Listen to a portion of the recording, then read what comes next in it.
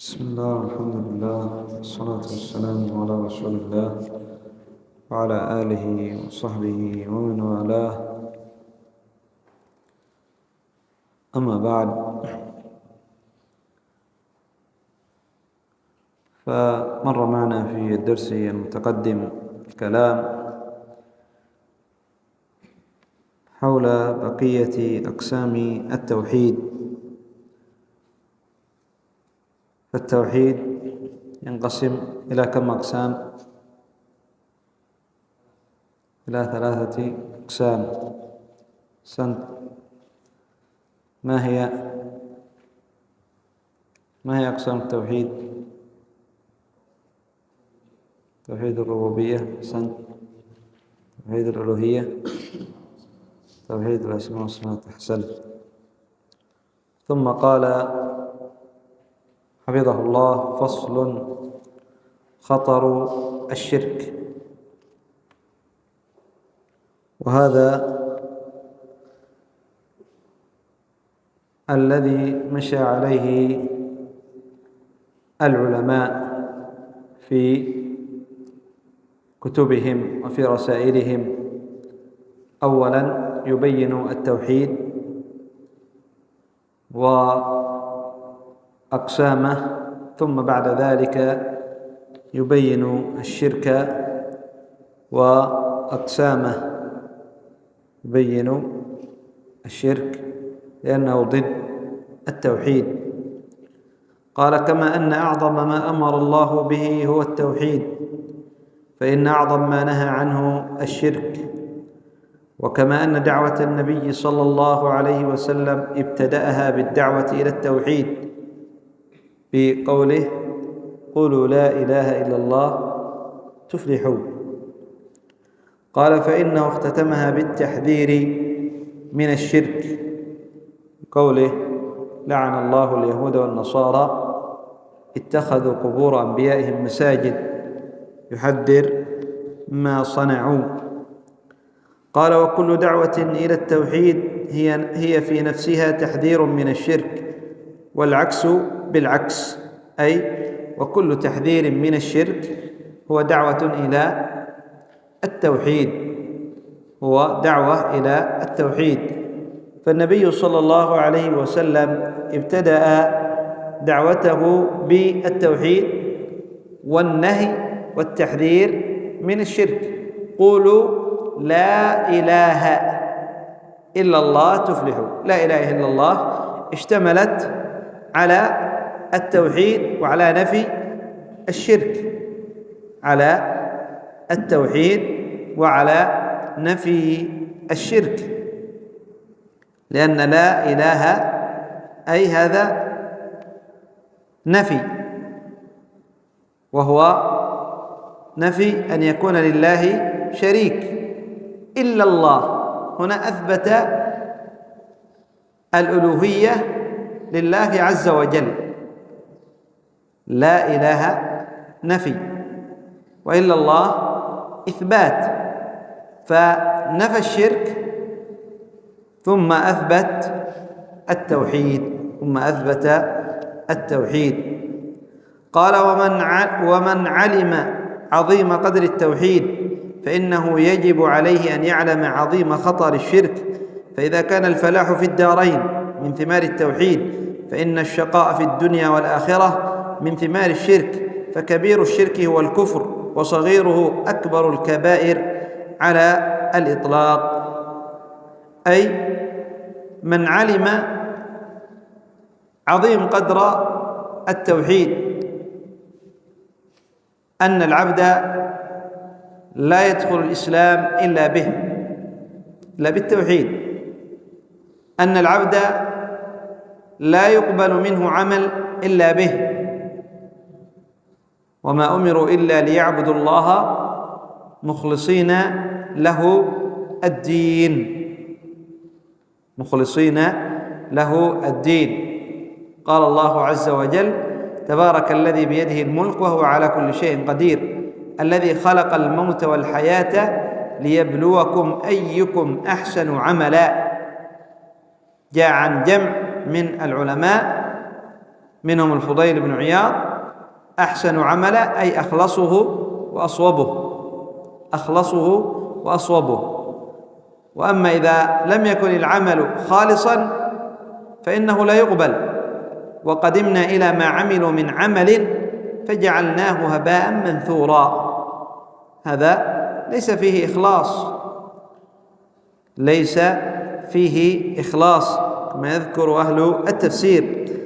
قال: فإنه يجب عليه أن يعلم عظيم خطر الشرك، من أنه يخرج من الملة، ومن أنه لا يقبل معه عمل. أنا أغنى الشركاء عن الشرك، من عمل عملا أشرك فيه معي غيري تركته وشركه. هكذا يقول الله عز وجل في الحديث القدسي: فمن علم عظيم أمر التوحيد لا بد أن يعلم عظيم خطر الشرك، فهما متلازمان. إن وجد التوحيد انتفى الشرك، وإن وجد الشرك انتفى التوحيد. لا يمكن الجمع بينهما، موحد ومشرك، لا يمكن، لا. إن وجد التوحيد انتفى الشرك، وإن وجد الشرك انتفى التوحيد. فلا يمكن أن يكون العبد موحدا مشرك، لا يمكن أن يكون موحد مشرك. إما أن يكون موحدا، وإما أن يكون مشركا. فقال: فإذا كان الفلاح في الدارين من ثمار التوحيد، الفلاح الفوز في الدنيا والآخرة، الدارين أي الدنيا والآخرة، في الدنيا والآخرة من ثمار التوحيد. إذا وحد الله، إذا وحد العبد ربه فإنه ينجو ويفوز في الدنيا والآخرة، ينجو ويفوز في الدنيا والآخرة. يقول النبي صلى الله عليه وسلم: من مات لا يشرك بالله شيئا دخل الجنة. من مات لا يشرك بالله شيئا دخل الجنة. ويقول الله عز وجل: الذين آمنوا ولم يلبسوا إيمانهم بظلم أولئك لهم الأمن وهم مهتدون. في الدنيا مهتدون ويأمنون يوم القيامة، يوم الفزع الأكبر، ولم يلبسوا إيمانهم بظلم أي بشرك، كما جاء ذلك عن النبي صلى الله عليه وسلم. عندما نزلت هذه الآية جاء الصحابة إلى النبي صلى الله عليه وسلم فقالوا: يا رسول الله، أينا لم يظلم نفسه؟ ما أحد منا ما ظلم نفسه، أي بالمعاصي والذنوب. قال: أما سمعتم قول العبد الصالح لابنه: يا بني لا تشرك بالله إن الشرك لظلم عظيم. فالمراد بالظلم الشرك. الذين آمنوا ولم يلبسوا إيمانهم بظلم أي بشرك أولئك لهم الأمن وهم مهتدون. قال: فإن الشقاء، إذا كان الفلاح في الدارين من ثمار التوحيد، فإن الشقاء والتعاسة والخسران في الدنيا والآخرة، أي في الدارين، دار الدنيا ودار الآخرة، من ثمار الشرك. من مات وهو يدعو من دون الله ندا دخل النار، وسيأتي معنى ذلك. قال: فكبير الشرك هو الكفر، أي الشرك الأكبر، وسيأتي معنى أن الشرك ينقسم إلى قسمين: وصغيره أكبر الكبائر على الإطلاق. الشرك الأصغر أكبر الكبائر، أكبر من الزنا، أكبر من القتل، أكبر من شرب الخمر، أكبر الكبائر على الإطلاق. قال: فصل: تعريف الشرك. قال: هو صرف أي نوع من أنواع العبادة بعضها أو كلها لغير الله، أي هذا شرك في توحيد الألوهية، لأن الخلاف الذي حصل بين الرسل وأقوامهم إنما حصل في توحيد الألوهية. وإلا التعريف العام كما يعرفه العلماء: الشرك هو صرف شيء من خصائص الله في الربوبية أو في الألوهية أو في الأسماء والصفات لغير الله، صرف شيء من خصائص الله لغير الله، صرف شيء من خصائص الله لغير الله. قال: فمعنى قولنا صرف أي نوع من أنواع العبادة، أي أن كل العبادات القلبية والبدنية إذا توجه قصد عاملها لغير الله بها فقد وقع في الشرك. عبادات القلبية كالخوف والرجاء، توكل والرغبة والرهبة والخشوع والخشية والإنابة، جميع العبادات القلبية إذا توجه قصد عاملها لغير الله، توكل على غير الله، خاف الخوف الذي هو شرك من غير الله،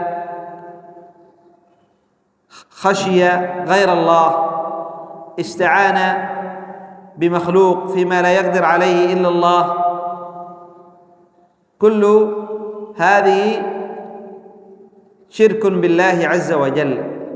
قال: القلبية والبدنية كالصلاة والحج وغير ذلك من العبادات. قال: فقد وقع في الشرك. ومعنى قولنا بعضها أو كلها أي أن صرف كل العبادة لغير الله أو صرف بعضها لله وبعضها لغير الله، كل ذلك شرك مبطل للعمل كما تقدم معنا، إما أن يوجد التوحيد وإما أن يوجد الشرك. إن صرف العبادة كلها لغير الله فهو مشرك، وإن صرف بعض العبادة لله وبعض العبادة لغير الله فهو مشرك وعمله باطل ومردود عليه. قول الله عز وجل: وقدمنا إلى ما عملوا من عمل فجعلناه هباء منثورا. من عمل عملا أشرك فيه معي غيري تركته وشركه. قال: إن مات صاحبه ولم يتب وهو لم يتب منه كان من أهل النار الخالدين فيها، لقول الله: إن الله لا يغفر أن يشرك به. أي إن مات المشرك على شركه ولم يتب قبل موته، أما من تاب فإن الله يتوب عليه ولو كان مشرك، فالتوبة تهدم ما كان قبلها. أما إذا لم يتب ومات على الشرك فهنا لا يقبل معه عمل ولا ينفع معه عمل، أي مع الشرك، فهو من أهل النار والعياذ بالله من مات على الشرك. قال: فصل: أقسام الشرك. جاء في الإسلام إطلاق لفظ الشرك على أعمال كثيرة، فمنها ما قرر الله أن فاعله في النار خالدا فيها، ومنها ما لم يقرر ذلك، فاستدل أهل الإسلام على أن الشرك نوعان، فأسموهما الشرك الأكبر والشرك الأصغر. يقول المؤلف حفظه الله: جاء في الإسلام في القرآن وفي سنة النبي صلى الله عليه وسلم لفظ الشرك في أعمال كثيرة، فمنها ما أخبر الله عز وجل أن فاعل هذا الشرك خالد في النار، ومنها ما لم يخبر الله عز وجل ولا رسوله، أطلق عليه شرك لكنه لم يقرر أن صاحب هذا العمل خالد في النار. فاستدل واستنبط العلماء رحمهم الله على أن الشرك على نوعين وعلى قسمين اثنين: أكبر مخرج من الملة صاحبه خالد مخلد في النار، وأصغر كما سيأتي معنا. قال: القسم الأول الشرك الأكبر، وهو العمل لغير الله بما لا يجوز أن يعمل إلا لله، كالصلاة والسجود والصيام والذبح والنذر وغيرها، عبادة لا تجوز أن تصرف إلا لله عز وجل، لا تجوز أن تصرف إلا لله عز وجل، فصرفها لغير الله فهذا شرك أكبر، فهذا شرك أكبر. قال: وهو يوجب على من مات عليه أمران، أي الشرك الأكبر يوجب عليه أمران، ويحرم عليه أمران، فيوجب له بطلان كل عمل صالح، فيوجب له بطلان كل عمل صالح غيره، ويوجب له الخلود في النار أبد الآبدين. أي يوجب على من مات على الشرك الأكبر أمران: الأمر الأول أن يبطل كل عمل صالح، كل عمل صالح، سواء هذا العمل فيه شرك أشرك فيه مع الله غيره، وهذا واضح، أو لم يشرك مع الله غيره، مثلا صلى لله عز وجل،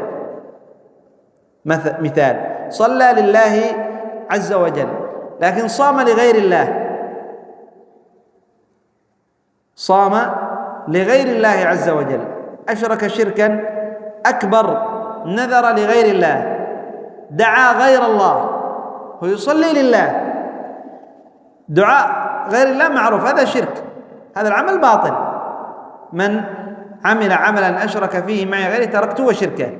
لكن هذه الصلاة أيضا باطلة، أيضا باطلة، لأن لا يقبل مع الشرك عمل، لا يقبل مع الشرك عمل. ولذلك من هنا يتنبه لأمر، وهو أن هناك من يأتي بالشبهات فيقول: نحن نصلي ونصوم ونعبد الله عز وجل، نتصدق ونحج ونعتمر، لكنهم يقعون في الشرك، فيقال هذه العبادات باطلة، لا نجعل ميزان، لا، ما دام إذن يعمل هذا الأعمال، هذا العمل الذي هو شرك باطل، لكن هذه الأعمال صحيحة تقبل، لا. وما أمروا إلا ليعبدوا الله مخلصين له الدين، قل إني أمرت أن أعبد الله مخلصا له الدين وأمرت لأن أكون أول المسلمين. فلا يقبل العمل مع الإشراك، لا يقبل العمل مع الإشراك. قال: ويوجب له الخلود في النار، نعم، يوجب له الخلود في النار، يكون من أهل النار. إن الله قال الله عز وجل: إن الله نعم، إنه من يشرك بالله فقد حرم الله عليه الجنة ومأواه النار وما للظالمين من أنصار، وغير ذلك من الآيات التي تدل على أن المشرك خالد مخلد في النار. قال: ويحرم أي الشرك على صاحبه أمران: الأول المغفرة إن مات على الشرك، المغفرة إن مات على الشرك، أما إذا تاب قبل موته فلا تحرم عليه المغفرة، بل يقبل الله عز وجل توبته، قال: فلا مغفرة للمشرك، لأن الله قال: إن الله لا يغفر أن يشرك به، أي من مات على الشرك، لا يغفر أن يشرك به أي من مات على الشرك. أما إذا تاب قبل موته فإن الله يتوب عليه. قال: والثاني الجنة، أي يحرم عليه الجنة فلا يدخلها، الجنة لا يدخلها مشرك. قال: فلا يدخل الجنة مشرك بالله شركا أكبر. قال: إنه من يشرك بالله فقد حرم الله عليه الجنة ومأواه النار وما للظالمين من أنصار. إذن المشرك بالله شركا أكبر يوجب له هذا الشرك أمران: الأمر الأول أن كل عمل باطل يبطل جميع أعماله. الأمر الثاني أنه يخلد في النار، يوجب له الخلود في النار، ويحرم عليه أمران: الأمر الأول المغفرة إن مات على الشرك، إن الله لا يغفر أن يشرك به. الأمر الثاني دخول الجنة، يحرم من دخول الجنة. قال: ومنه الطواف حول القبور ودعاء غير الله واعتقاد أن المخلوق ينفع أو يضر